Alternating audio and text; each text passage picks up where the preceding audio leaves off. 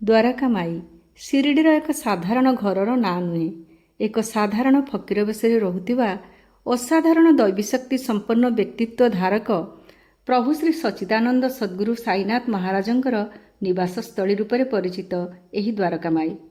ଦ୍ୱାରକା ବା ଦ୍ୱାରାବତୀ ଥିଲା ସ୍ୱୟଂ ଭଗବାନ ଶ୍ରୀକୃଷ୍ଣଙ୍କର ରାଜଧାନୀ। ସମଗ୍ର ଯାଦବ କୂଳକୁ ସୁରକ୍ଷିତ ରଖିଥିଲା ଦ୍ୱାରାବତୀ। ସେହିପରି ଖାଲି ଶିରିଡ଼ିର ଲୋକ ନୁହେଁ, ବାବାଙ୍କ ପାଖକୁ ଆସୁଥିବା ସମସ୍ତ ଭକ୍ତଙ୍କୁ ଆଶ୍ରୟ ଦେଇ ସେମାନଙ୍କ ଦୁଃଖ ଦୁର୍ଦ୍ଦଶା ସମସ୍ତ ସମସ୍ୟାର ସମାଧାନ କରି ସୁରକ୍ଷା ପ୍ରଦାନ କରୁଥିଲେ ବାବା। ମାଇ ଅର୍ଥାତ୍ ମା, ଏକ ବାତ୍ସଲ୍ୟମୟୀ ମାତା ପରି ଭକ୍ତର ହାତ ଧରି ତ କେତେବେଳେ ଅନୁଶାସନ ମାଧ୍ୟମରେ ବାବା ଭକ୍ତମାନଙ୍କୁ ଆତ୍ମୋନ୍ନତି ପଥରେ ଆଗେଇ ନେଉଥିଲେ ଏହି ଦ୍ୱାରକା ମାଇରେ ବସି।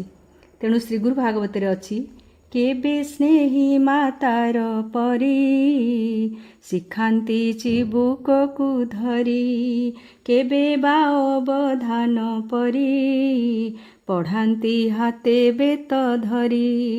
ଜୟ ଶ୍ରୀ ସାଇ, ଜୟ ଶ୍ରୀ ଗୁରୁଦେବ।